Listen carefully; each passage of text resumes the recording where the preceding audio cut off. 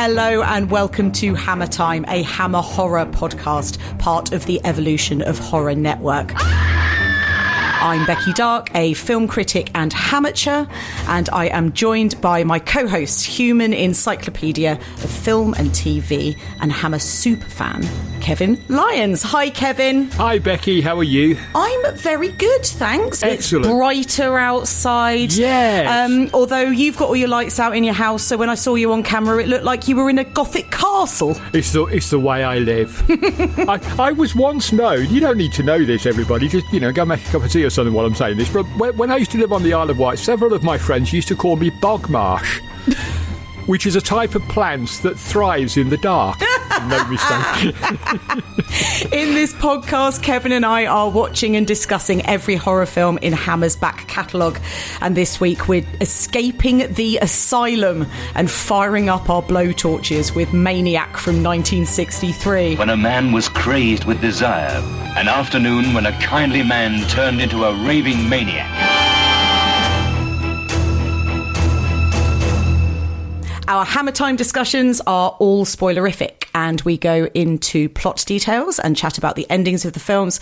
So, if you would like to watch Maniac before you listen to this episode, you can pick it up on Blu-ray from Indicator. This is another one that you can get from Indicator. They've done an awful lot of Hammer films, and they're well worth seeking out. They're absolutely packed with extras, so yeah, definitely worth tracking down. Even the ones that you're not on, Kev. Especially the ones that I'm not on. For God's sake, you're having enough listening to me with this. You don't need to go away and listen to me anymore, I'm sure. So this is the third of the psychological thrillers we've covered that was written by Jimmy Sangster, following Taste of Fear a few weeks ago and Paranoiac a couple of weeks ago, which I still feel like I say weird. Paranoiac.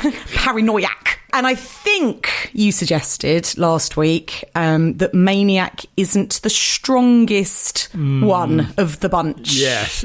Was there... we always sort of start off these chats, Kev, with, looking at kind of production and stuff. And it set me to wondering, because after watching Maniac, I have to agree, it's not the strongest out of that trio. No.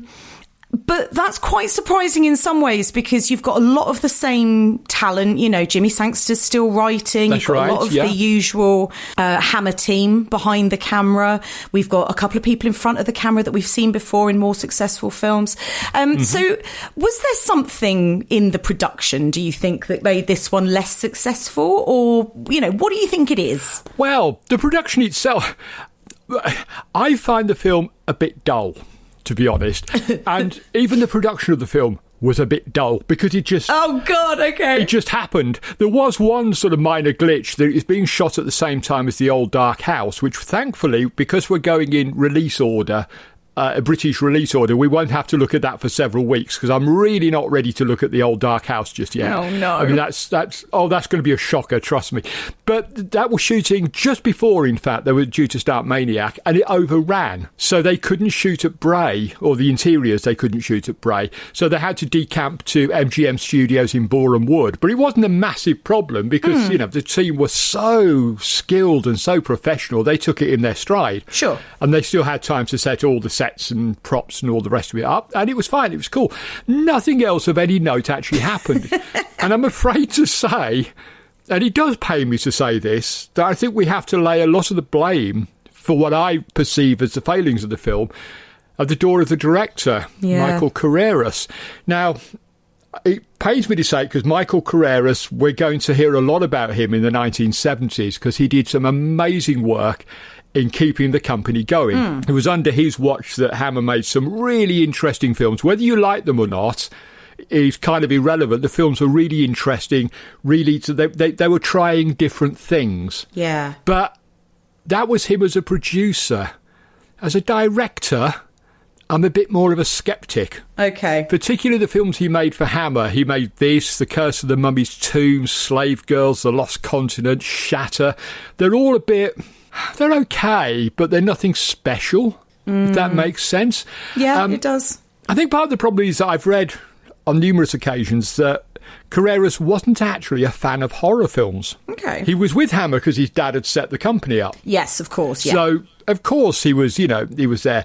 But I think he would have preferred if Hammer had gone off and done other things. If, Quatermass Experiment and Curse of Frankenstein hadn't been hit, so that we wouldn't be doing this podcast and he would have been making, mainstream dramas and thrillers and all the rest of it.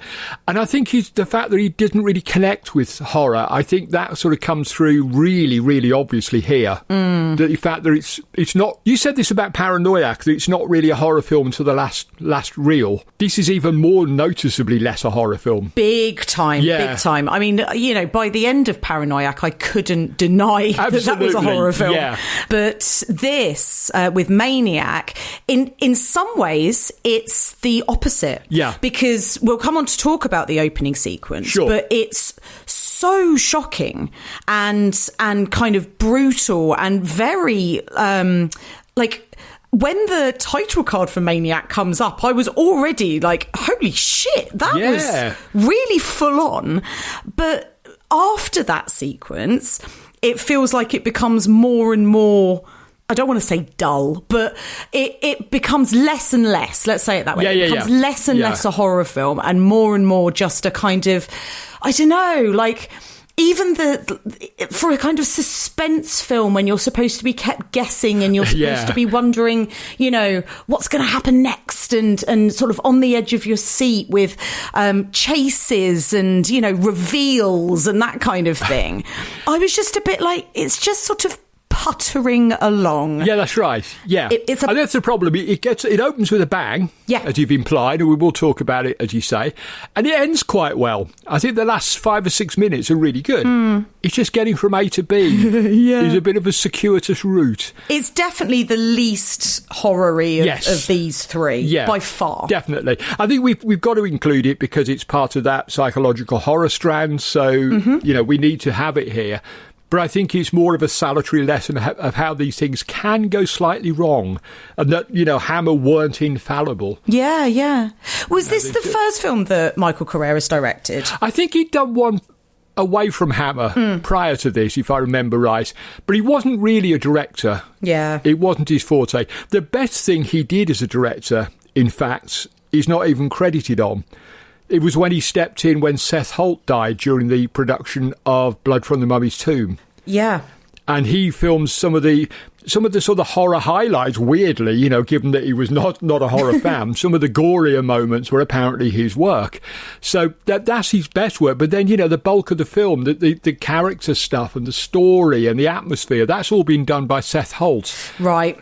I don't think he quite managed to get a grip on what's going on here, I think. Bosley Crowther, the critic of the New York Times, I think he hits the nail on the head, really. He said it was a striking blueprint for a much better film. And I think that's absolutely true. It's Monthly Film Bulletin were even crueler. They said the film is finally and decisively trampled into dim mediocrity by the direction of Michael Carreras with its marked absence of film sense. Ouch. That's probably a little harsh, but mediocre is perhaps the right word for it. I think, it has a lot of good things going for it that we're going to talk about, but not enough. Okay, so let's take a look at what happens in Maniac. I'll give a synopsis of the plot. When an American stranger enters a remote town in southern France and falls madly in love with a sensuous married woman, he unwittingly finds himself at the centre of a storm of sex and murder. And that sounds more exciting than the film we actually get. I was just going to say, if only the actual film was that good. Yeah, you sold that brilliantly. You should be doing the trailers for these things. In a world. Yeah. So let's start with some positives, Kev, because yes. We've mentioned already that shocking opening sequence. And like I said just now, it was quite a shock, actually, because it's a sequence that essentially revolves around the kidnap and rape of a girl in her teens. A schoolgirl, effectively. A schoolgirl. She gets off of the bus with some of her chums. They sort of say goodbye. And she starts walking down the road. As it said in that synopsis, they sort of live in this very sort of remote part of southern France. She's walking down this road, and a man has been watching her from the bushes. One of the first things we see in the film is this very tight close-up on his eye. And you can see that it's a nefarious eye, because it's kind of frowning and sort of, darting around kind of in quite a leery way. The man gets in his car, he follows her down the road, offers her a lift. At first she says no thanks very much, but he manages to persuade her. She gets in the car, and the next thing we see essentially is him sort of pulling up a kind of dirt track, drags her from the car and into the kind of brush. And I suppose luckily for her, definitely unluckily for him, one of her school friends has followed on his bike and sees what's happening. Now, he doesn't actually intervene himself, which could have saved her from the worst of what does happen to her. But he makes the decision to ride off and go and get her dad. And he comes back with the father in a car, and the dad decides to take his revenge. So this poor girl, whose name we don't know at the time, she sort of comes out.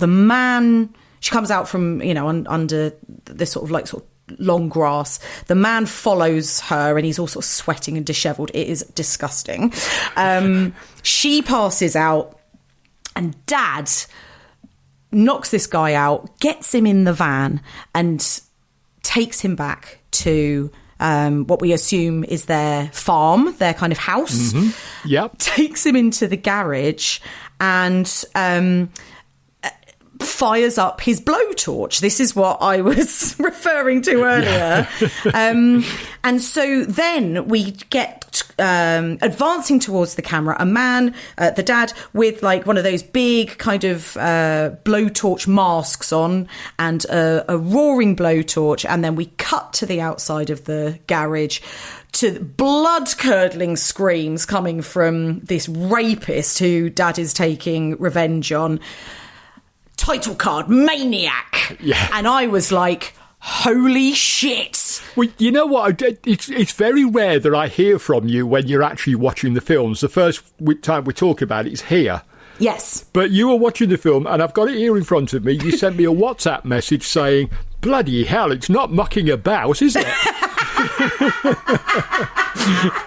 Which I think perfectly sums up the opening sequence. It's not mucking about at all. No. And it's quite brutal. It is quite brutal. I mean, they do cut away from seeing anything too salacious or too gory, but in a way that kind of makes it worse, because our I agree with feverish imagination is filling in all sorts of gaps that really probably shouldn't have been filled in at all. We're making up our own version of the events, and they're far more horrible than anything Hammer could have shown, I think. Yeah, well, definitely. But you've kind of, I don't know, it starts with this very sleazy, violent tone of, the rape of a schoolgirl. And then this kind of rape revenge act. It's a little bit like Last House on the Left in that respect, isn't it? Exactly. Yeah, exactly. That, or kind of Irreversible years later, or Promising Young Woman. It's in that kind of strand. That's right, yeah.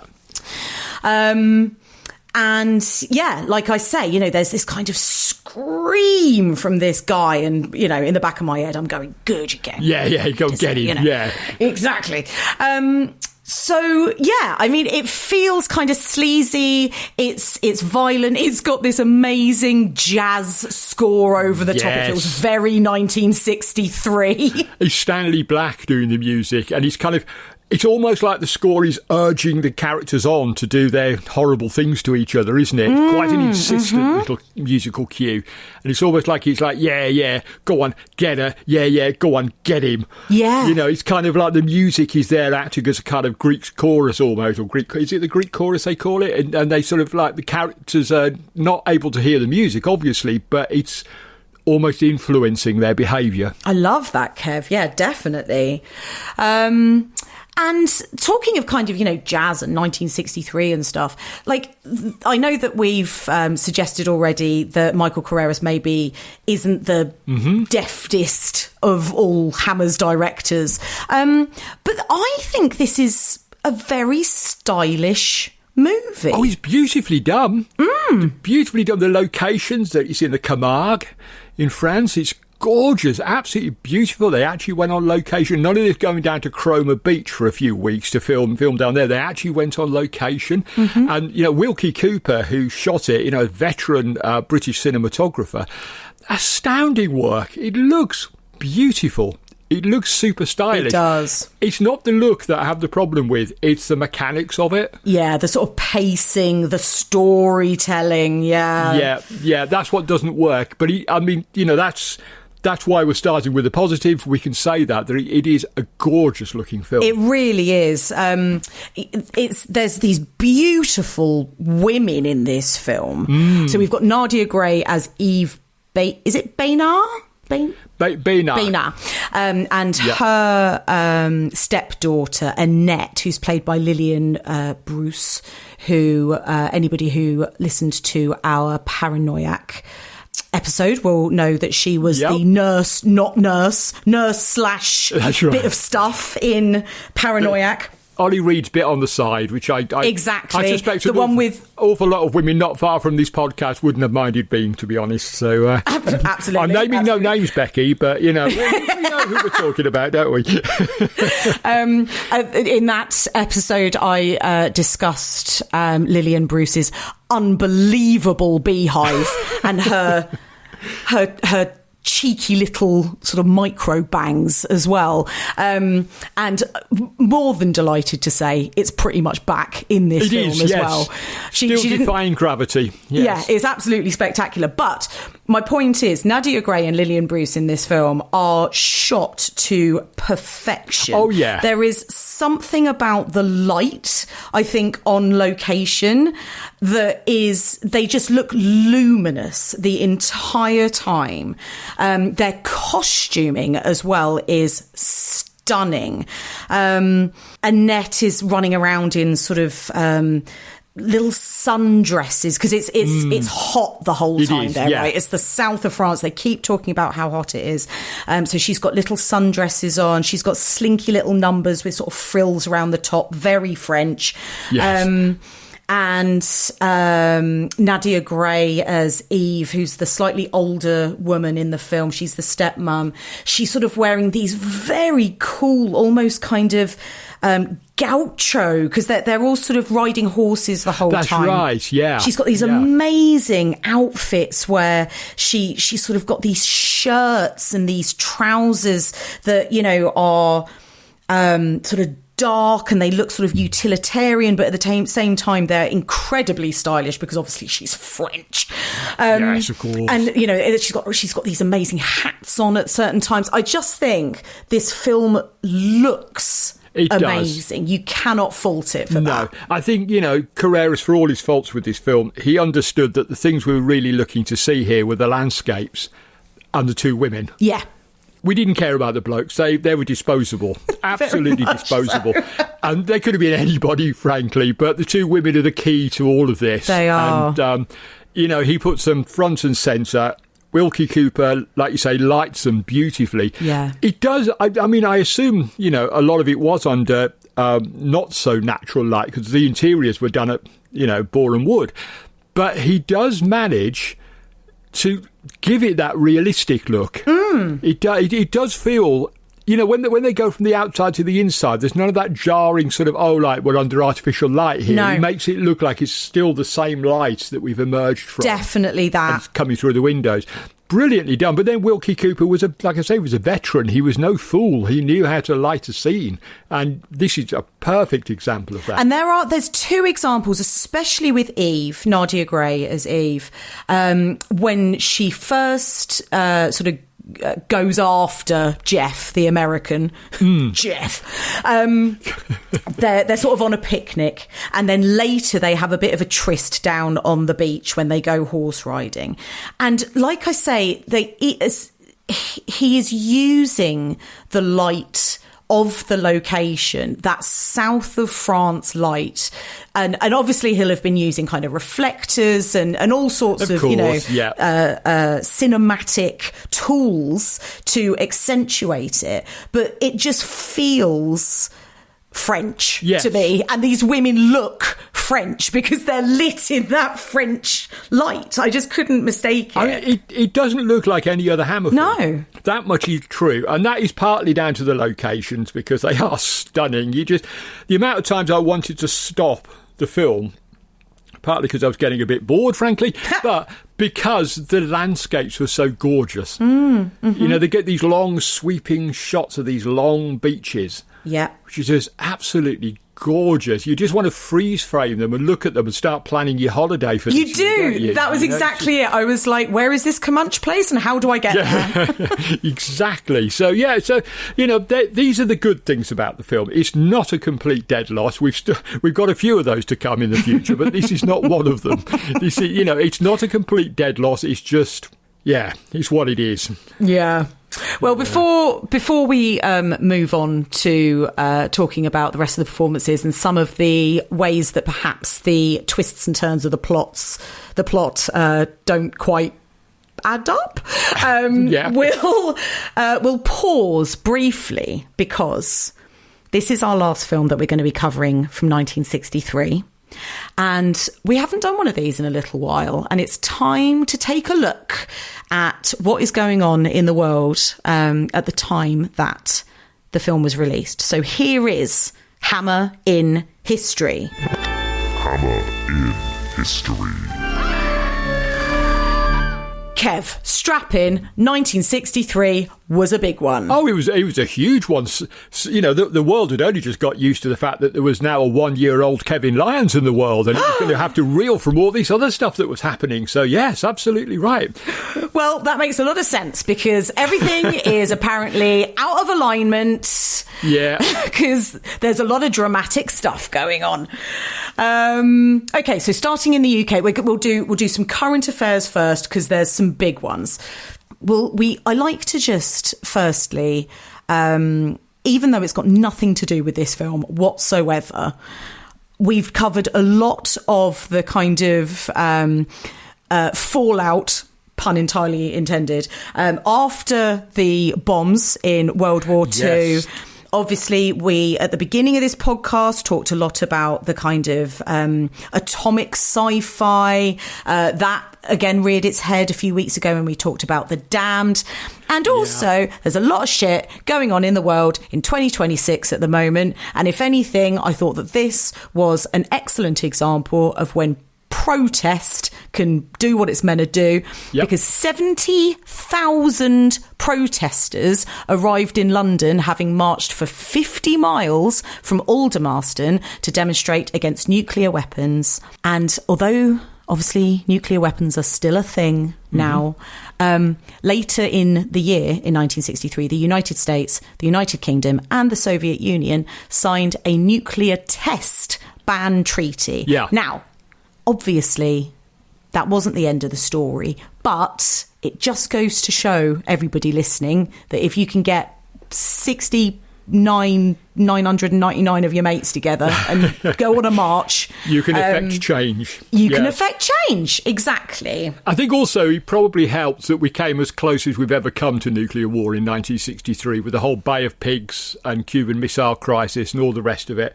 People had a look around and thought, hang on a minute, we're a little bit close here, time to step back a little bit. And, the public were leading the way, as we often do. They don't listen to us, but if there were going to be elections this year, you can guarantee that none of the crap that's going on in the world would be going on quite quite the way it is because they need us on their side. They don't listen to us. Anyway, off my soapbox, do carry on. Well, very much along those lines, you may have heard of a little thing called the Profumo affair. Oh, yes. Which was an enormous scandal in British politics. John Profumo, the 46-year-old Secretary of State for War, had an affair with the 19-year-old model Christine Keeler. What a 46-year-old is doing with a 19-year-old. But anyway. Let's draw a veil over that one, I think. Yeah. The affair begun in 1961, and in 1963 Profumo denied the affair in a statement to the House of Commons, but he was lying through his teeth. Oh yes. And it turns out that some other people were sort of keeping an eye on this. You can't just lie through your teeth to the House of Commons when people are keeping an eye, because a couple of weeks later a police investigation proved that he'd lied. The scandal, and this is exactly what you're saying, Kev, about the election, the effect that this sort of stuff can have on general elections, etc. The scandal severely damaged the credibility of Harold Macmillan's government. So Macmillan was the Prime Minister at the time. He'd been in, I think he'd been Prime Minister for about 7 years. And he resigned in October of 1963, citing ill health, to be replaced by Alex Douglas Home. But the fallout contributed to the Conservative government's defeat by the Labour Party the following year. Yeah, there you go. See, people power. It can be done. Exactly. And Christine Keeler, of course, got one of the most memorable one-liners in history out of it. When she was told that he denied the affair, she just very calmly said, well, he would say that, wouldn't he? Which I think just, that's the best way to treat people like that, with utter contempt, Well, he would say that, wouldn't he? Christine Keeler, who also had a spectacular beehive, I'll just say. It was 1963. Even the men had spectacular beehives. Everybody. I was, a year old. I had a spectacular beehive. We all had them. I would pay to see your baby pictures if that is true. It's not true, and I'm not entirely sure there are any baby pictures of me anymore. But, shame.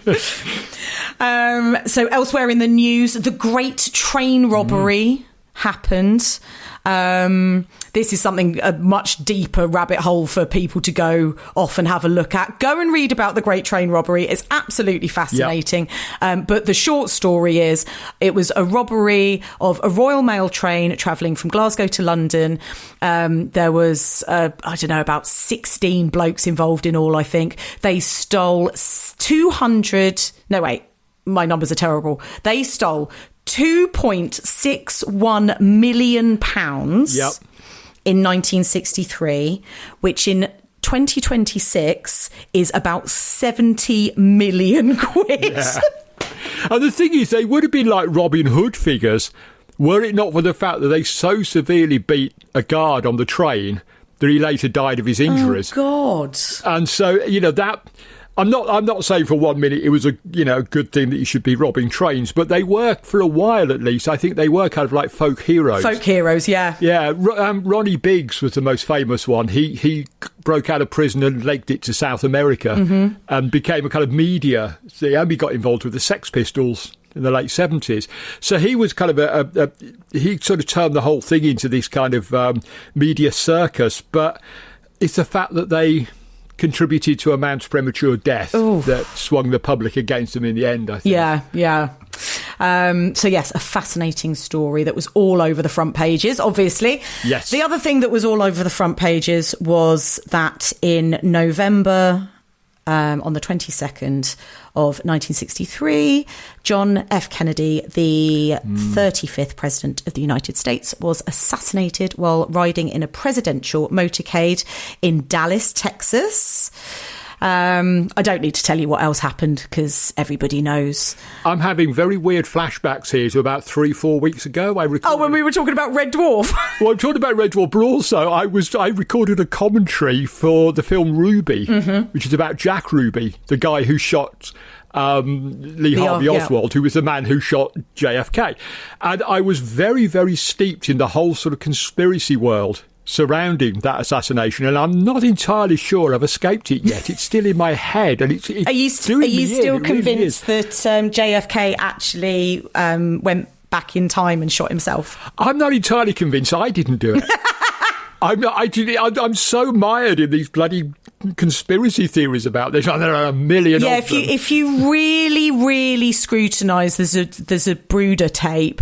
There is a baby with a beehive and a sniper rifle. Nobody suspected me until today.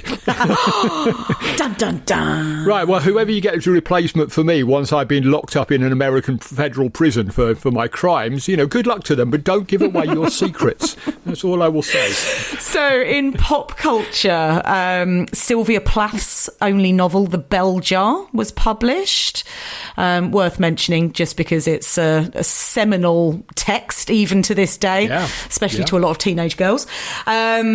Also for teenage girls, the Cindy fashion doll was first marketed, which was the UK or the kind of British rival to the Barbie doll. Yeah. Wow. I kind of assumed she was older than that. No, not until 1963. Wow. I had Cindy's and Barbies, and I'm happy to report they all got on beautifully. We're entering a very strange world in this podcast. We are, I know. It's all got very silly. The National Theatre Company, newly formed under artistic director Laurence Olivier, gave its first performance with Peter O'Toole as Hamlet at the Old Vic in London. Terrific. God, imagine. How good would that have been? Ugh, I wish. Is it Peter O'Toole who used to tell that story about... I'm going off on a sidetrack here, but you'll like this story if you haven't heard it. I think it's Peter O'Toole who was in a as he often was, in a bar in Soho one afternoon, or one lunchtime, in fact. And a friend of his came by, and they had a few more drinks. And he says, Peter O'Toole said, "Do you fancy going and seeing a play? I hear there's rather a good one on round the corner." He goes, "Yeah, okay." So they go in and sit down, and they're watching this play, and Peter O'Toole suddenly leans over and goes, "You'll like this bit. This is where I come on." Oh, fuck. Oh, my... He was so drunk he'd forgotten that he was actually in the play that he'd gone to watch, which I think, I don't know if it's true, it's possibly apocryphal, but I love it, and I've told it so many times because I just love the story, whether it's true or whether it's a story or a joke, it doesn't matter, it's very funny. It's still really funny. Sorry, I interrupted you again. Love it. I mean, if you want to talk about interruptions, Kev, you should hear about what I'm going to say next, because we might have to do an entire side episode for this.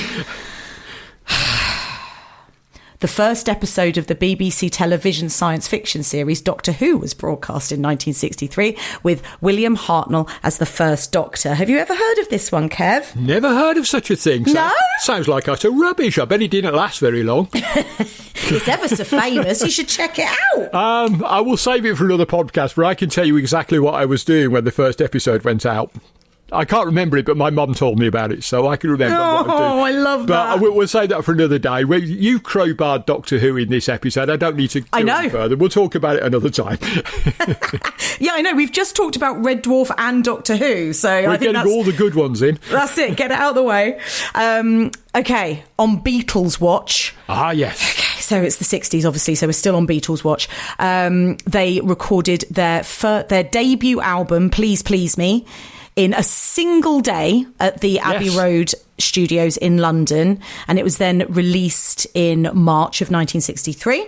As the year goes on, they reach number one in the singles chart for the first time with From Me to You, then again with She Loves You, and then again with I Wanna Hold Your Hand. The album Please Please Me goes to the top of the UK albums chart and stays there for an unbroken 30-week spell until it was finally knocked off the top of the charts by the Beatles with their latest album, With the Beatles. Fantastic. It's staggering, isn't it? I think they were about 27 or 28 when they split up. So there would have been about 20, 21 at this time. And to have a year like that when you're 21... Oh, my God. It's staggering. It makes me sick. I mean, at 21, I could barely get out of bed, to be honest. I was just what typical whiny teenager who hadn't bloody grown up. But to do that and to be that massive that quickly, was it? And like today, bands will take years to record an album. Mm-hmm. Some of my favourite bands take years to record albums. They went into the studio and did it on the first take, pretty much. For God's sake! Don't you hate talented people? Yeah, makes me sick. Yeah. Right, to finish off, as we always do, we'll take a look at what else was in cinemas in 1963. Again, a absolute banger year. Not necessarily the first one I'm going to talk about, but it is worth mentioning anyway. Cleopatra, directed by Joseph L. Mankiewicz and starring the resplendent Elizabeth Taylor and her husband-to-be, for the first time, Richard Burton, with the estimated production costs totalling $31 million, not counting the $5 million spent on an earlier aborted British shoot. Yeah, that's right. The film became the most expensive ever made up until that point and nearly bankrupted 20th Century Fox. And to do a little crossover with our sister podcast, I'm sure they'll have mentioned it. If you go over to Carry On Cleo, they were using some of the sets left behind from that British shoot. Mm-hmm, which is one of the reasons it looks so good. It looks so magnificent, frankly. Yeah, exactly. And speaking of Carry On, 1963 was the year that Carry On Cabby was released, which I believe is one of Mike and Susan's absolute faves. They loved Carry On Cabby. Mine too. One of those carry-on films made before they became carry-on films, if that makes sense. That does make sense. They hadn't realised they were carry-on yet, so they were just making really good comedy films. Yeah. So none of the sort of stereotypes and, sort of repeated situations have cropped up yet. So, yeah, I love it. It's a terrific film. So, elsewhere, we've got the best Hitchcock film, not directed by Hitchcock, Charade, starring Cary Grant and Audrey Hepburn, which I think it's this film, features one of my favourite lines in cinema ever, where they walk out and Cary Grant says to Audrey Hepburn, aren't you going to be, don't you need a coat? And she says, you'll do. Oh, terrific. Oh, my God. You could fry an egg on that kind of heat, can't you? You could. It's terrific. So good. Epic prisoner of war film, The Great Escape. One of my favourites. One of my favourites. Steve McQueen, James Garner, Richard Attenborough, Charles Bronson, Donald Pleasance, James Coburn. You name them, they're in it. It's amazing. They're in it, yeah. Federico Fellini's avant-garde dramedy masterpiece, 8.5, came out in 1963. Akira Kurosawa's incredible police procedural, High and Low, came out in 1963. Jason and the Argonauts, with stop-motion visual effects from my granddad, Ray Harryhausen. Your granddad? Not actually. Oh, no, I was going to say, you kept that quiet for 20-odd weeks. What's going on here? Could you imagine? No, I just feel like he raised me. In just kind of other sort of moments worth mentioning in film, Lilies of the Field won Sidney Poitier the first Oscar for a black actor in a leading role. So it made history that year at the Academy Awards. Terrific.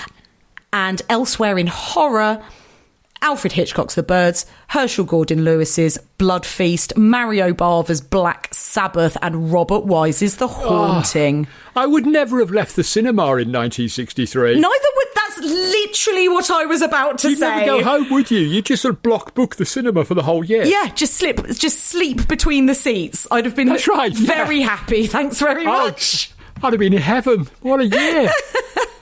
And Hammer gave us Maniac. Maniac, I know. Okay. All right, so back to Maniac. And we've already mentioned Nadia Gray and Lillian Bruce. They play, as we've said, the kind of women at the centre of this story. Because what happens is this American Jeff, played by Kerwin Matthews, wanders into their bar. He's just had a very dramatic breakup with his missus, who's driven off to Nice or somewhere and left him behind. and he asks for a room in this sort of taverna, inn, tavern, whatever the French equivalent is, that is run by Eve and her stepdaughter Annette. And they basically enter into a sort of love triangle, essentially. Right, yeah. Because at first he's very interested in Annette because she looks like Lillian Bruce, and that makes perfect sense. Yeah, exactly, yes. But then Nadia Gray's Eve sort of seduces him. Very quickly, it has to be said. Jeff is a bit of a dick, if we're honest. He's such a dick. He just sort of abandons poor Annette just because his head's been turned by this slightly older woman. And you just think, come on, mate, sort of stick to your guns here. Choose one or the other. Don't keep playing them off against each other, which he kind of does a little bit throughout the film as well. I think he plays them off. Yeah. Or is at least just extremely fickle. Yeah. He's not a very nice guy, is he? And I think the other problem with Jeff is he's actually really dull. I can't quite see why these two gorgeous women like him so much. I mean, he's handsome. He's Kerwin Matthews. You know, he was a handsome guy. He'd been in Pirates of Blood River for Hammer, so he got that sort of swashbuckling look about him. So, yeah, I can understand that. But he's a bit dull. He's incredibly dull. Eventually, it turns out he's just a patsy. Yeah, well, see, this is the thing. You say, like, you can't understand why the women would be interested in him. And, I mean, just from his character, I can completely understand what you mean. But, of course, for Annette, she's, I think, 19 by this point. Yeah. She is very much sort of under the thumb of her stepmother. She has to ask her for permission to do anything at all. Yeah. She's sort of like hyper protective. And what we, of course, find out is that Annette is the girl who at the beginning was sexually assaulted. That's right, yeah. So we know that she's grown up. This is kind of 4 years on, and she has been through this very traumatic thing, and her stepmother and the kind of community around her seem very protective. And so this, handsome, if very dull, but handsome American wanders into the bar and starts making eyes at her and asking her to dance. Obviously, she's 19. She's going to fall head over heels in love with him. I understand that. And then Eve, of course. Well, yes, yeah. It doesn't love him at all, does she? No, she is just using him. Yeah. But it is another example from his point of view of a film from this era where very much, as we've mentioned before, like the Carry On films, they kiss once and he is confessing his undying love to her. Yes. And saying, yeah. I want your problem to be my problem. Let's break your husband, the homicidal maniac, out of his psychiatric asylum. That's right, yeah. I can remember asking my dad once when I was younger, did you and Mum fall in love that quickly? Did you get married that quickly? Because every film you ever watched, people would meet each other on a train, and by the time they got off at the other end, they've become engaged and they've got a date for the wedding. It's just like, did that really happen? And Dad just like sort of chortled to himself, said, no, he was, as far as he was concerned, it was love at first sight, but we didn't go that fast. Nobody went that fast in real life at all. Because what we find out is that Eve's married. Her husband is obviously Annette's dad. Mm-hmm. And so after he blowtorched the rapist at the beginning of the film, he was found insane and sent to an asylum. Yeah. And so now it's just like these two women running this place on their own. And she is ever so sad and lonely. And she has to go and visit him in the asylum every week. But it's very, very hard for her. And she's very, very horny. Yes, yeah. And another Hammer film where we got these very horny women. It's amazing, isn't it? How they got away with it at a time where we don't expect any films, let alone British films, to feature that sort of thing. Yeah. This was still at a time where in culture, women were often seen as, the little woman at home. Mm-hmm. And yet in Hammer films couldn't be more opposite. Well, I mean, there is a remarkable, very, very sexy moment when Eve and Jeff are down at the beach.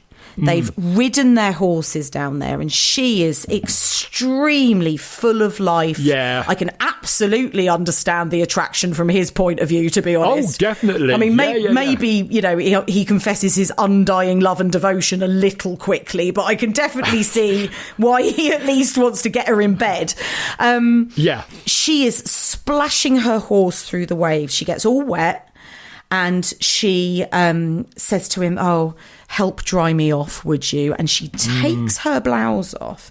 And so she is completely topless. Now, we don't see her breasts, but he does.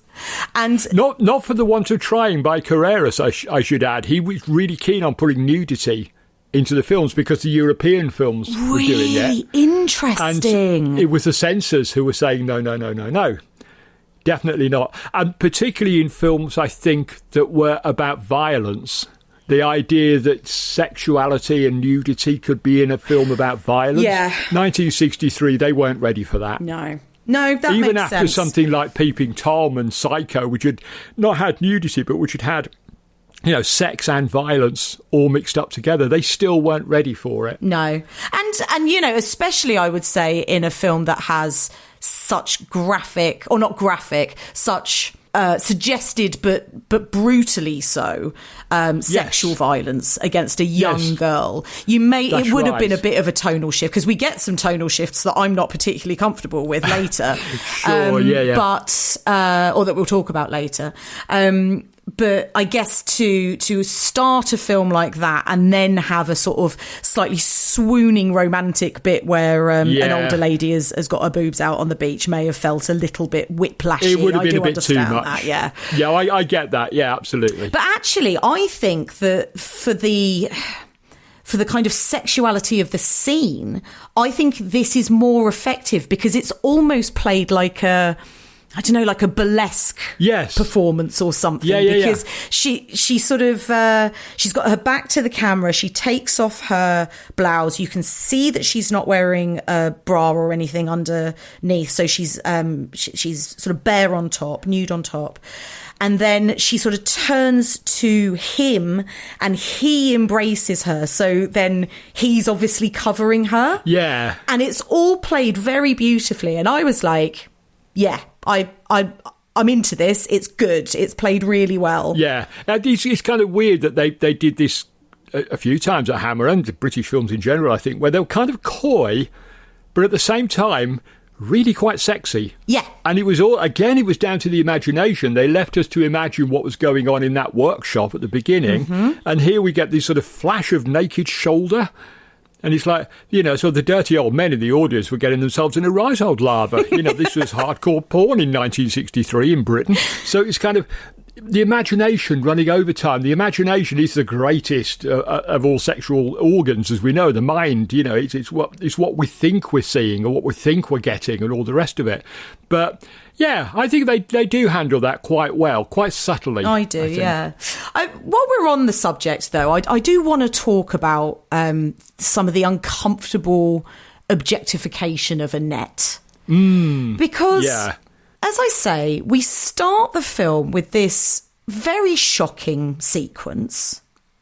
And then when we are reintroduced to Annette when she is played by Lillian Bruce, and that's who she's played by for the vast majority of the movie. It's a younger actress in the earlier That's scenes. right, yeah.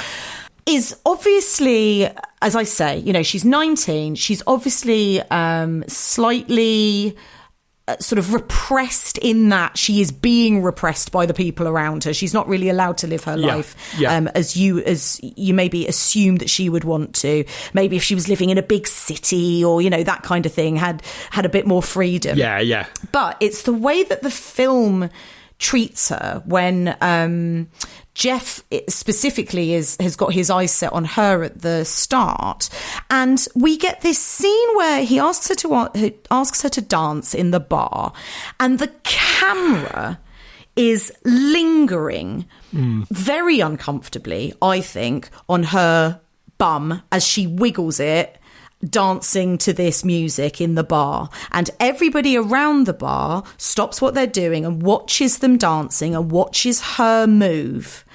And because it's this kind of early 60s dancing, there's like a little, it's not, they're not quite doing the twist, but it's kind of a slightly less energetic version of the twist, right? Less energetic. Honestly, I'm glad you're talking about this, because I thought it was the least sexy dance I've ever seen in a Hammer film. There's no energy in it whatsoever. There's no energy. They just seem to be going through the motions with no passion whatsoever. There is one book I've read, and there may be other sources for this, but take it with a pinch of salt, which suggested, well, Kerwin Matthews does seem to have been gay. That seems to be quite widely reported. Okay. This book suggested that one of the two women in the film was gay, the actress. And I wonder if that was Lillian Bruce dancing with Kerwin Matthews, I wonder if that's why there was just nothing there. Maybe. There was just no passion. This is not Dirty Dancing we're watching here. Oh, God, no, far from it. I cannot dance to save my life. I could turn on the heat better than they do in this scene. It's so... You kind of watch it, you're thinking, what the hell are they doing? Have they just got something in their pants they're trying to dislodge or something? It doesn't even feel like they're dancing properly. It's a very strange moment. It is a strange moment. Yeah, but there's no passion involved. That's what I think annoys me about that and most of the film. That makes it worse for me. It does, because the camera is lingering on her in such a salacious way when she is a character who... Basically, the last time we met her, except for a brief introductory scene, when Jeff first enters the bar, she was a young girl who was being brutalised in the most horrific way. And now it is like male gaze central. Yeah. And I was just like, this doesn't quite sit right with what we already know about this character. It's got a nasty feeling of, remember that little girl in the opening scene? Oh, look at her now. Yeah. You know, it's that kind of feel to it, isn't it? That sort of grubby sort of 1960s sort of thing, you know? Yeah, and, it really... I don't know. Yeah, it is unpleasant. It's very awkward. Yeah. Okay, but elsewhere in the cast, let's talk about the Maniac himself. Before we do, can I just tell one very quick story which came from Jimmy Sangster about Nadia Gray? Because you're going to like this. You're going to love this, okay? In his book, Inside Hammer, Sangster remembered, and this is a quote now, Nadia Gray asked if she could bring a visitor on the set because he was quite interested in movie making. She duly brought her visitor onto the set. It turned out to be Orson Welles. He was absolutely charming and didn't once tell us what we were doing wrong. Quite interested in movie making. Movie making. It's such a Sangster sentence, that, isn't it? The whole thing is so understated and so, you know, sort of like, oh, he's interested in film. He didn't tell us once what we were doing wrong. That is so amazing. Oh, my God. Isn't that terrific? I just love that. So, sorry, we'll move on, but I couldn't let Nadia Gray go without that little story. No, definitely. That's very cool. Also, part of me thinks, Kev, if Orson Welles had told them a couple of things they were doing wrong, we might have got a slightly more interesting movie. But there we go. It's all your fault, Orson. We're never going to watch your films again now. So yes, let's talk about our Maniac, because we've got Donald Houston, who plays Henri. Now, we'll come on to talk about a bit sort of the twists and turns and how we find out that this person is Henri. Because when we're first introduced to him, we are told that this is George, right? This is Eve's husband, Annette's father, who has been locked up for being an insane, homicidal, revenge-laden maniac. Yeah. Okay, I'm not going to say what I think of this performance. I want you to tell me what you think of Donald Houston as Henri, and the way that the kind of maniac of the title is presented to us, and whether that is, you know, like, do you find him scary? No. In my review that I wrote for my website, I said he was one step away from twirling his moustache in a barnstorming performance. And some of the stills of him from this film, he does look a little bit like Todd Slaughter.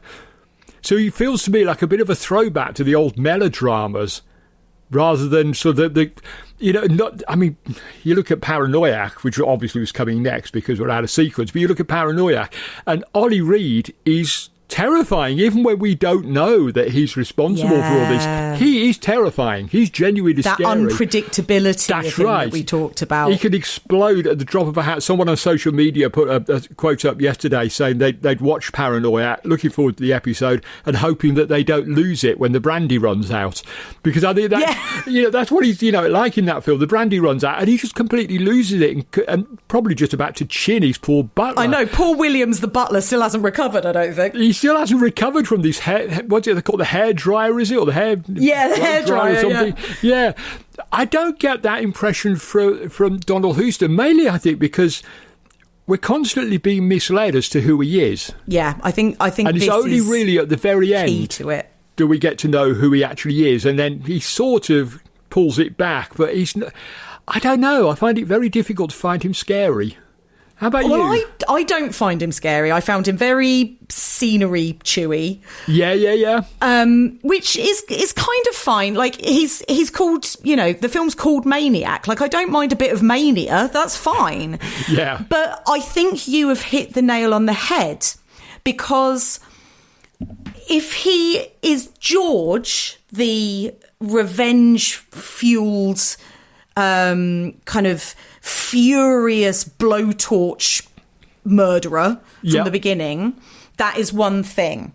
And you can see that from a sort of red mist of rage, right? His daughter has been assaulted and he is getting his own back. He's not a maniac at all. He's just driven to that by, I think, just like any of us would. If anything by a happened. Specific circumstance, exactly. Right? He'd probably become a maniac, having been locked up in a psychiatric hospital all these years. Yeah.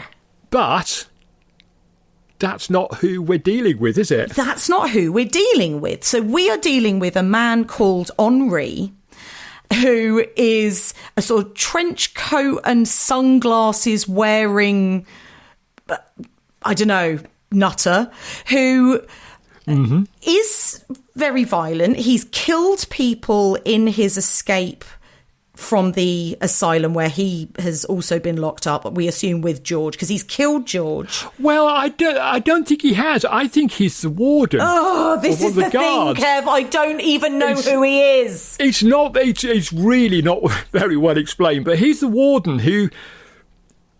He murders George. And that's the body they find in the boot of the car. Right. That's George, or George. That's him. He's dead. He's murdered. And he takes his place to do whatever it is he's doing, which is not massively clear to me, it has to be said. But he's after some money or something.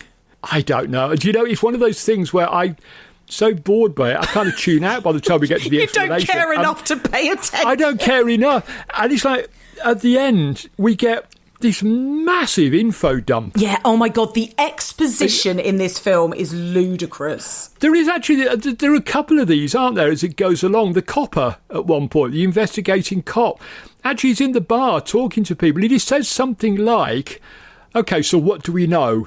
And then recaps the plot so far. Yeah. And he's like, well, if you've got to do that, you've kind of lost it a little bit. And that's why one of the many reasons why I think this is Sangster's weakest offering here. That I think he kind of lost the plot a little bit, literally lost the plot a bit, because having your characters then have to spell out what's going on, it kind of speaks to a certain amount of insecurity about what you've written. Yeah, I think, yes, that's absolutely true. And... Okay, right. Well, while we're on the subject of what the fuck is going on, because so, okay, Eve has been visiting her real husband George every week or whatever in the asylum. She has struck up a relationship with Henri. Yeah. Who is the warden? Yeah, or a guard, at least. Yeah. Okay. He works at the asylum, we think. Yes. And then okay. And then she strikes up a relationship with Jeff with the idea of breaking George out of the asylum so that he can be free and so that Eve and Jeff can be together. Now, even immediately, I'm going, well, that's the stupidest idea I've ever heard. If you want to be together, just leave him in there. Exactly. How dumb is Jeff? Well, because that plan doesn't make any sense. It doesn't. No, it doesn't. But then obviously that isn't what she's actually up to. What she's actually up to is that her and Henri, over the course of these visits to her husband, have fallen in love. Yes. Yep. And so they come up with a plot involving Jeff and George, her husband, where Jeff thinks that he's breaking George out. But actually what's happened is Henri has killed George, shoved him in the boot of Jeff's car. Yeah. And is now pretending to be George on the run. Yep. So that him and Eve can be together, because he's going to kill Jeff and George in a fire and make it seem like those are the people who escaped from the asylum. Yes. And so they've got two bodies, so Henri and Eve can be together. That's right, yeah. Once again, I ask, if he just works there and isn't needing to be broken out himself, why, if her husband's locked up in an asylum, don't they just get together and run off? I mean, if they, yeah, exactly. Just leave poor old George there to go completely nuts and just go off and start seeing each other anyway. The whole plot doesn't make a great deal of sense to me, I have to say. I watched it last night before we recorded this, and I'm sitting there, I'm thinking, nope, I'm still not following what's going on here. I'm glad you're saying pretty much the same thing, because I just don't think I've ever really understood exactly what the plot of this film is actually about. The plot being the sort of, the twists and turns, the plot that they're hatching. I've never really understood how it's supposed to work. Or why they're bothering. Exactly. What's the point to it all? And back to the exposition, and this is what I was coming to, because Henri gets Jeff, while pretending to be George, takes him to the garage from the first murder with the blowtorch, ties him up, and he's got the body of real George as well. And this is where he's going to stage this big fire and pretend that those, blah, blah, blah, blah, blah. Yep. Henry pretends to be George to Jeff, saying, well, what did you think? I was going to let you run off with my wife? Blah, blah, blah, blah, blah. So, what the police will think is, I escaped and I was pathological. And so I did the same murder as I did years ago, and then I disappeared. Yes. And I'm like, hold on a minute, no one else is listening. If you're going to do the, evil genius monologue, why don't you do the evil genius monologue to this guy that you're about to kill? That's right. As Henri? Why are you still Kevin, I don't... Welcome to the club. I've watched this a few times now, and I'm still not entirely sure I understand what's going on, who's doing what to who and why. I feel like I'm losing my mind. Yeah, exactly. You're becoming as paranoiac and as manic as these characters are trying to follow this one. It is. I mean, Jimmy Sangster did actually say many years later the finished product didn't really live up to expectations, and I think he's not far wrong with that. It's almost tempting to think, and if it wasn't for the fact that he then had Paranoiac and Nightmare, which we're going to come to, which are much, much better films, it almost feels like he's kind of lost interest in the psychological thrillers already with this one. He feels very sort of like, oh, that'll do. Yeah. You know what I mean? It's like, yeah. This script needed a couple more passes at least. It just doesn't It doesn't make sense, Kevin. I just got this feeling. I can imagine poor old Jimmy sitting at his typewriter and sort of sweating and thinking, nope, I've no idea where I'm going. I know where we're going. There's a deadline. I need to get this done because we're on the studio floor. We got all the studio space books and all the rest of it. And I don't know if it's true. I think the script was actually written a lot earlier. I've got a feeling it may have been written as early as 1961. In which case, you had plenty of time to think about this, Jimmy, and sort it out. But maybe it's just us. Maybe we're now going to get loads and loads of messages from people explaining the bleeding obvious to us. We just haven't got it. But I would be delighted. yes, please, yes. Maybe we ought to have a phone-in episode. Hammer Time, subtitled "What the fuck was going on in Maniac?" Well, and we can just get people to call in and explain the plot. I tell you what, hammer@evolutionofhorror.com. If you want to send us a voice message, just send us a little MP4 of you explaining to us what the fuck is going on in this film, because I am buggered if I know.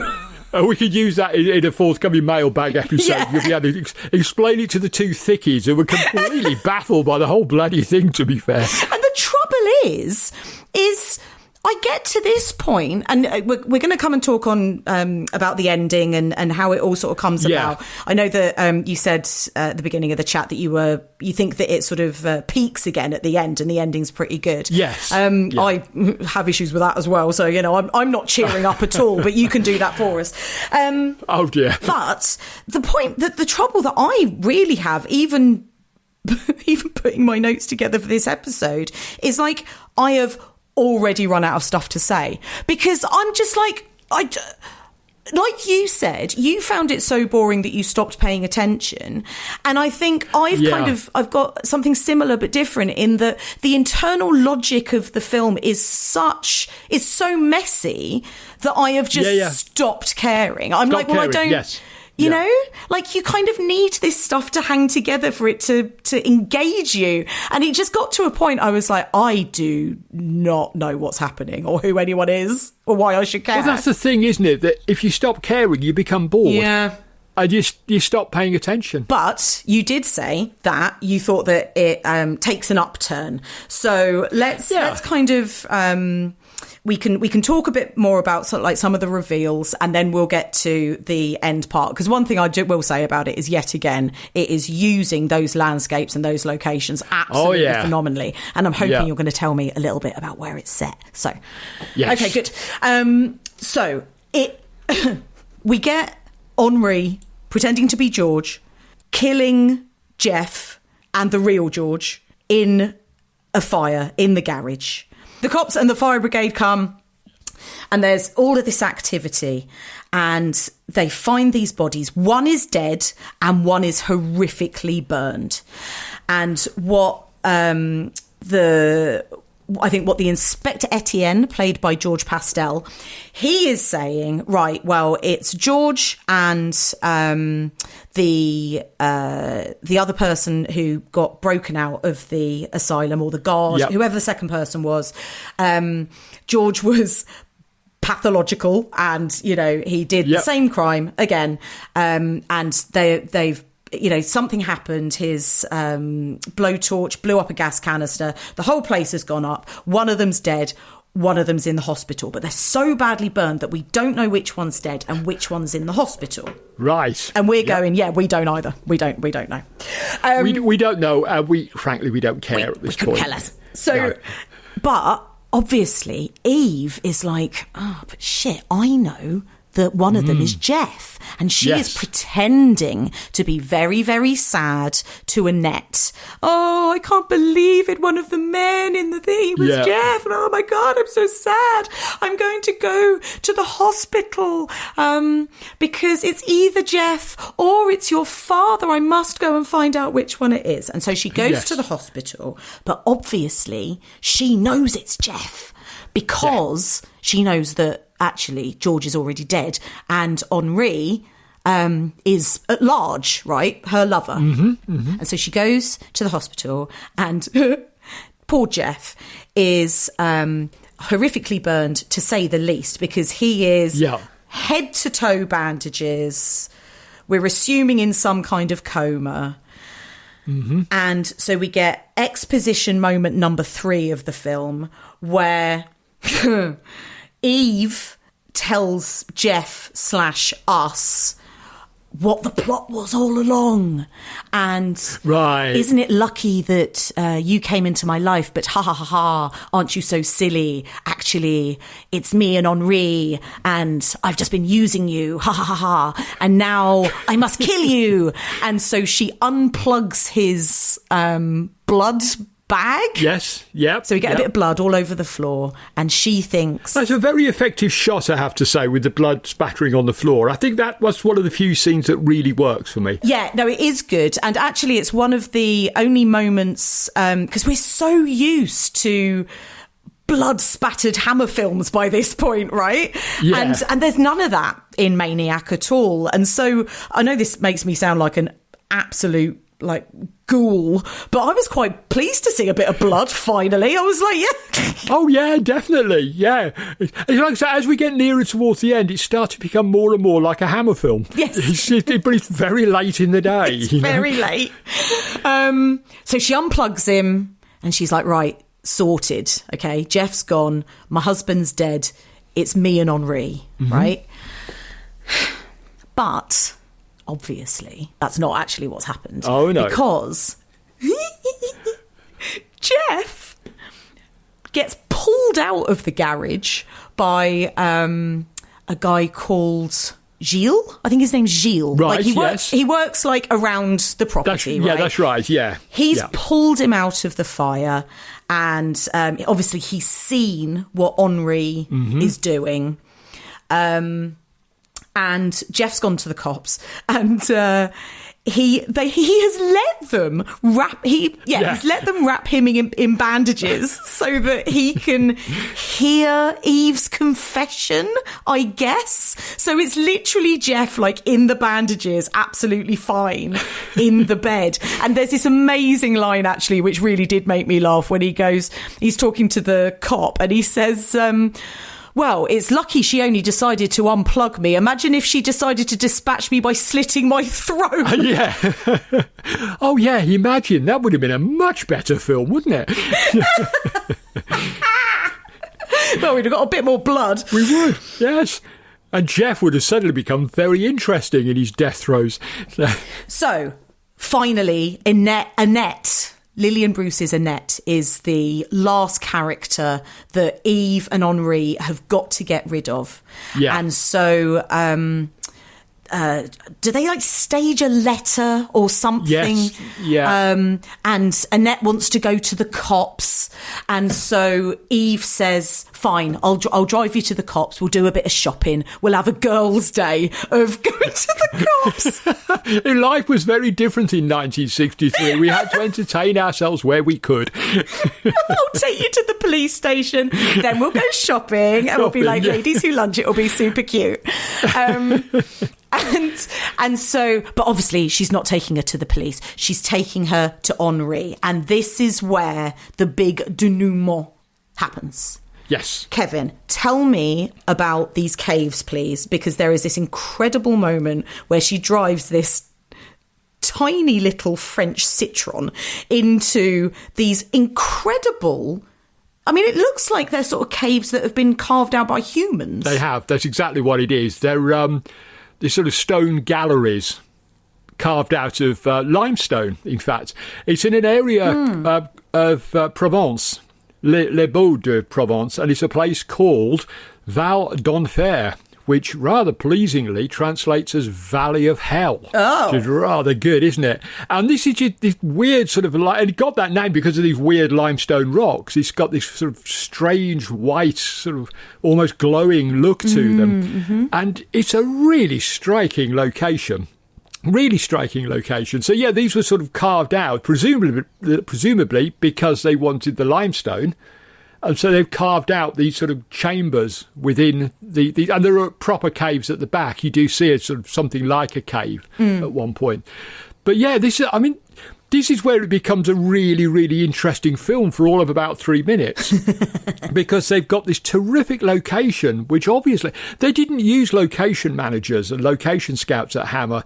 It was, I don't know who they got to do it, an assistant director maybe, but whoever it was, kudos, whoever it was, you did a great job, because this is an extraordinary location. I'm surprised we haven't seen it in more films, to be honest. Yeah, it's incredible. And what it reminded me of, not for any particular reason, apart from it looking very much like it's just been carved out of the earth. Yeah. Is like Petra, that kind of... Oh, yes. Yeah. Because there are columns... But they're much more rough here, and I'm sure you're right. It's probably due to sort of mining the limestone and stuff. Yeah. But there is that incredible shot when the car is completely dwarfed by these sort of huge arches and columns that are carved out of the rock. But it's so surreal because it looks like a kind of modern automobile. It doesn't have any business here. Do you know what I mean? Like, it's this real kind of clash of worlds. It looks like it's drifted back in time to great Egyptian times or something, doesn't it? That's what it feels like. And the other thing I like about it is, in fact, something very modern about the scene is that you do catch some glimpses of graffiti. Oh, really? I didn't spot that. Did you not? No, there's graffiti on the walls. So obviously the local kids are using it, probably for all sorts of nefarious activities. And they're leaving behind, sort of graffiti on the walls, which I think is rather charming, that it's got this sort of, like you say, this clash. You've got this sort of modern versus what appears to be impossibly ancient. Exactly that. And that's when it becomes really interesting. Just as it's finishing. Yeah, I know. I kind of perk up a little bit here. And I think, Donald Houston goes completely over the top. Yep. Which is fine, because we kind of need him to at this point. And we'll spoil it for you so you don't have to watch the film. He falls to his death, which is rather convenient, I think. Does he fall, or does Annette push him? It's not clear to me. No, like much in the rest of the film, it's not clear what's happening. I think he loses his footing. Okay. Because Annette is kind of cowering on... She has somehow managed to get herself up on a ledge. I didn't realise how high up she was until it pans out, because Jeff obviously arrives in the nick of time to rescue her. Yawn. Of course. And... the camera sort of pulls back, or you get a new perspective from much further back. And I was like, huh, she is so high up, and my vertigo did a little flip in my head, because I was like, oh my God, please tell me that isn't Lillian Bruce up there, because that is really, really high. Yeah, it is, isn't it? Yeah. Yeah, and I think that's one of the problems with Michael Caros's direction, that he doesn't give us that hint at the beginning. He doesn't establish that she's that high up. No, it looks like she's about 4 foot off the ground. That's right. He comes as a kind of almost the biggest shock in the film. When you get the long shot. Oh, my God, look where she is. Yeah. We should have had that earlier to emphasise the jeopardy that she's in. Exactly that. Yeah, when Henri is closing in on her, it's like, you are kind of thinking, well, why don't you just jump off it, you silly girl? Because she would have literally, crumpled into dust as she hit Exactly. Exactly. But even the chase, and this is what I was going to say earlier about me still being a bit grumpy about it, even to this point, is even the chase, because Donald Houston is playing it so batshit. Yeah. He's advancing on her, but he's not necessarily selling to me that he is, I don't know, about to push her off, or about to sort of throttle her, or anything. I believe that he's going to kill her, because everything that has sort of led up to this moment, we know that she's the last person, as far as they're concerned, that they need to get out of the way so that they can be together. So you kind of know it by piecing it together. We've seen enough films that we know obviously he's going to kill her, but I didn't get it from that chase and that performance. He's not advancing with enough urgency. Sure. It's all very sort of slow and tentative, and he's playing it so kind of crazy, Yeah. Blah, I'm crazy. Yeah. It's like, I don't know, again, it still just didn't land. I just didn't buy it. I reckon he falls off because he's having some sort of mad twitching fit and just loses his footing and goes sail over the top. But I think the big problem is, and I sort of Hammer fans, I do love Michael Carreras. We owed him so much when it came to the 70s, did some amazing stuff. As a director, he just wasn't that good. If you imagine this film being directed by Seth Holt, who did Taste of Fear, or Freddie Francis, who was now sort of becoming Hammer's go-to guy for the psychological horrors, I think they would have actually set that up a lot better. Yeah. They would have established the danger that Annette was in, and maybe they would have told Donald Houston, rein it back a little bit. Yeah. We need you to be mad. We don't need you to be a gibbering idiot, which is kind of where you are at this point. So, yeah, I wonder if maybe we have to, again, reluctantly place the blame at the door of poor old Michael Carreras. I feel like just like a couple of tweaks here and there. Yeah, and this could have really been something, but that's unfortunately, for me, it falls extremely flat. It's so close, but it doesn't quite cut it, does it? No. So, shame. it's very disappointing. Shame. Very disappointing. I think, am I right in saying this is film 22? Yeah, 21 or 22. It's the first one we've been really disappointed by. It is, and which is remarkable. We've had a couple where one of us will be slightly more down on it than the other. Like I didn't love The Mummy. I didn't love The Abominable Snowman. Yeah. I can't remember which one now, Kev. I liked more than you did. I can't remember what it was now. Was it Phantom of the Opera? Maybe. There was definitely one where I sort of came in. I was like, I thought this was quite good, and you were like, great. Okay then. Yeah. But this is definitely the first one. And as you say, after 20, 21, 22 movies of us discussing films on this podcast, this is the first one that we've both been like, it's not very good, is it? It's not very good, is it? No. It won't be the last one, I'm afraid. But, I think the fact that we've come this far... That's a pretty good track record. Just how good Hammer were. To have come this far before they haven't fallen yet, but they've stumbled. Yeah. And that's all it is. It's a stumble. They're going to recover from it magnificently. Well, before we round up on Maniac, there are some positives. I do have some favourite moments. So the first of my favourite moments is this bit is actually beautifully shot. So Eve and Annette, and obviously this is all part of the big ruse that we don't really understand, but blah, blah, blah, blah. Eve seems to understand it, so that's all that matters. She says that she is taking Annette to see her father. He's on the run. She's going to go and see him. And they are... And I assume this is just another kind of landmark of this incredible sort of location that we're in. Mm-hmm. It's kind of like a coliseum. So it's this like sort of amphitheatre, open air. And again, they drive there, and it's got these incredible sort of exteriors. And then you get them just these little pinpoints in the centre of this thing. You really do get a sense of the kind of space in this Colosseum, and time is going on, and they're sort of saying, he should be here, it's getting late, blah, blah, blah, blah, blah. And what she's actually done is Eve's got her there. So this is when I think the explosion's going on back at the homestead. Yeah, that's right. Yeah. But I do think that this scene, or this handful of scenes, is stunningly shot. And actually, considering what we've just had the conversation about, where the scale in the caves would have really added something, it's like you almost get that here. You've got these teeny little people in the middle of this enormous, very deserted location. And so it's like, you had it, Carreras. Like, you could do it. You just needed to do it consistently. If I want to be really kind to the film, and of course I want to try and find the positives, you could say that's actually a very clever shot, because what it's doing is showing them being so small and insignificant, their petty little fighting and scheming against each other, compared to the sort of, the flow of history and the landscapes around them. They're just tiny, petty little people.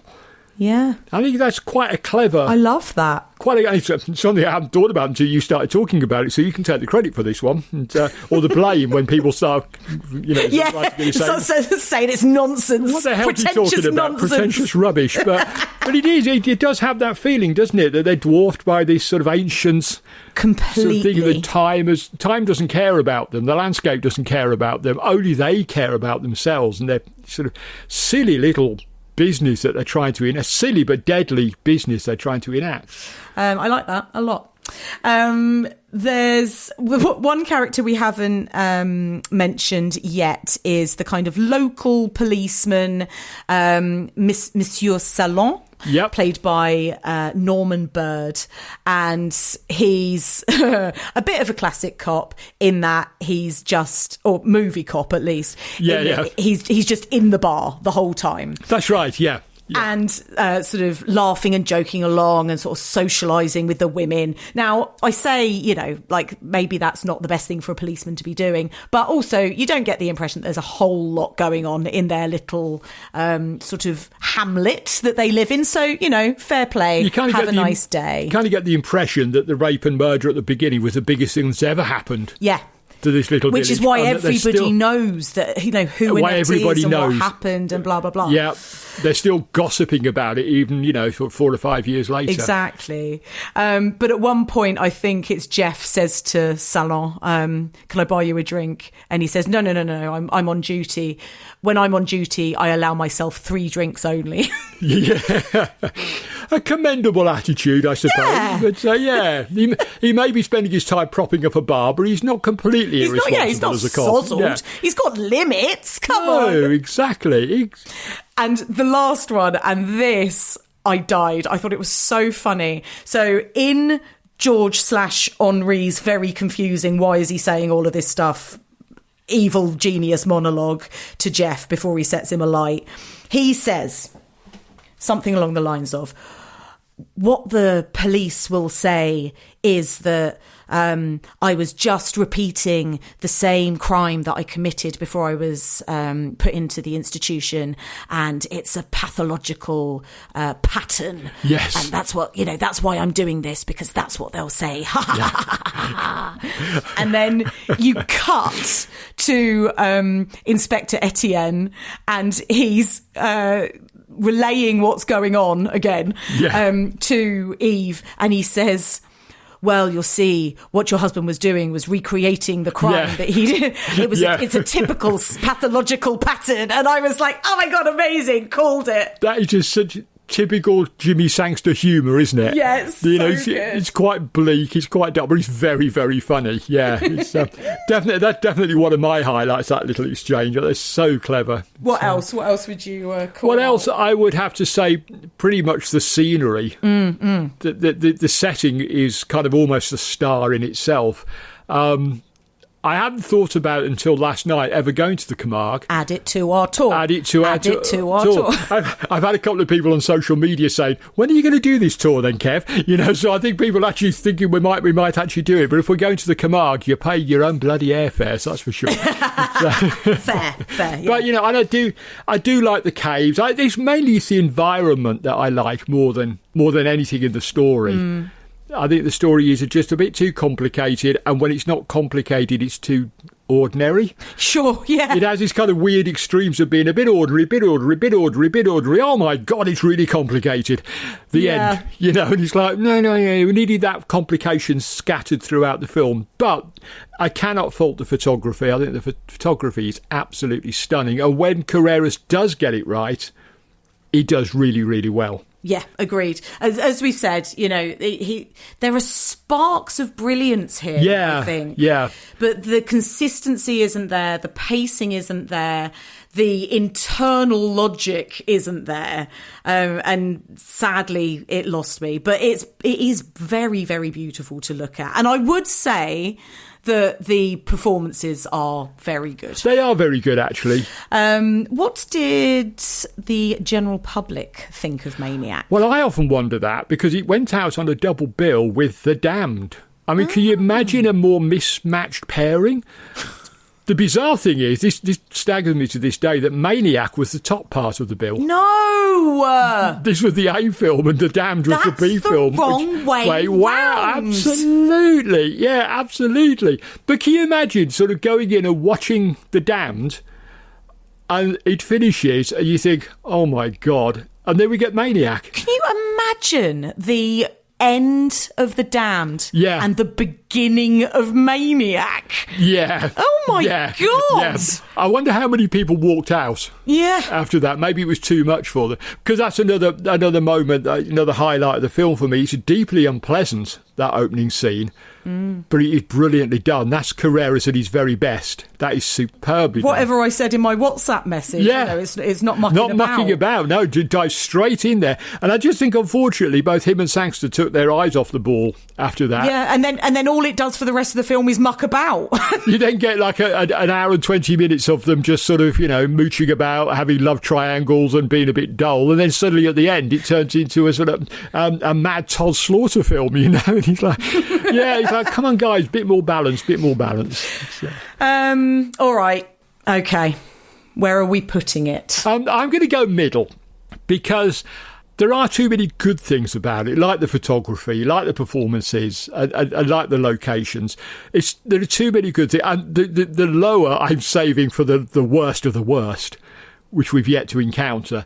But there's no way I can put this in upper, and Elise must have been just over the horizon for this film. It was not.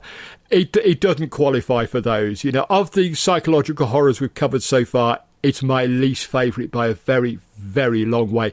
And it's my first middle. Is it? It is the first middle tier. I think we've only been elite and upper. I think we've had some lower uppers, which makes it sound like really bad drugs or something, doesn't it? Hey, man, my uppers were really lower, man.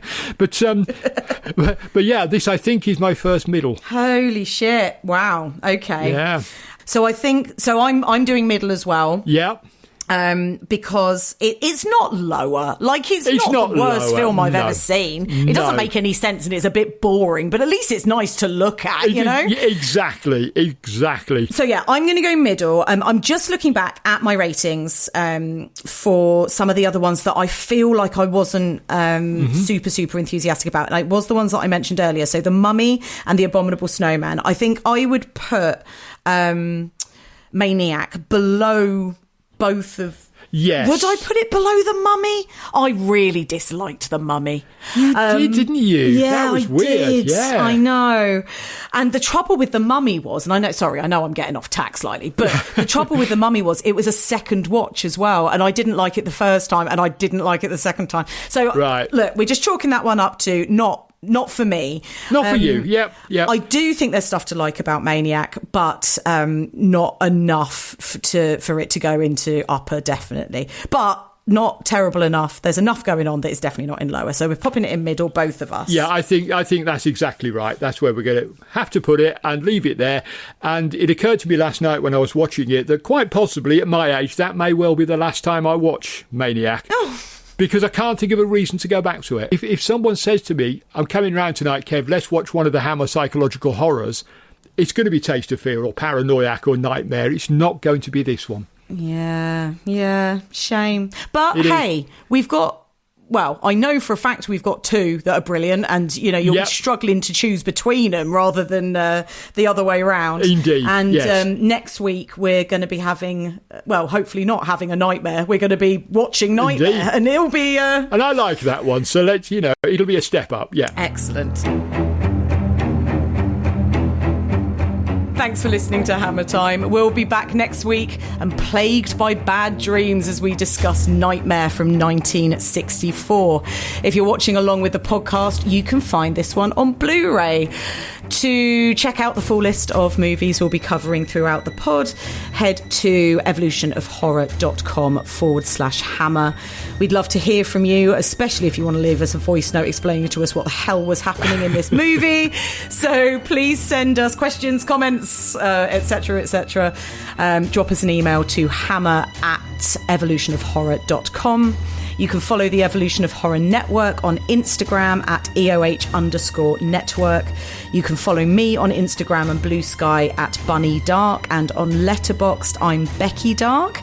And Kev, where can people find you and your work online? Find me at EOFFTV, Encyclopedia of Fantastic Film and Television. Someone did ask me, why do you keep saying EOFFTV like we should know what it is? It's my website. So EOFFTV, I'm on Blue Sky, Twitter, Facebook, Instagram and Letterboxd. The website, EOFFTV.com. And if you look up EOFTV review, you'll find sort of like 3,000 plus reviews of science fiction, horror, fantasy and animated films, including a whole rake of Hammer films if you so desire. Perfect. Don't forget to rate and review us on your podcast app of choice. Thank you for listening. Join us next week for hopefully a slightly more positive episode of Hammer Time.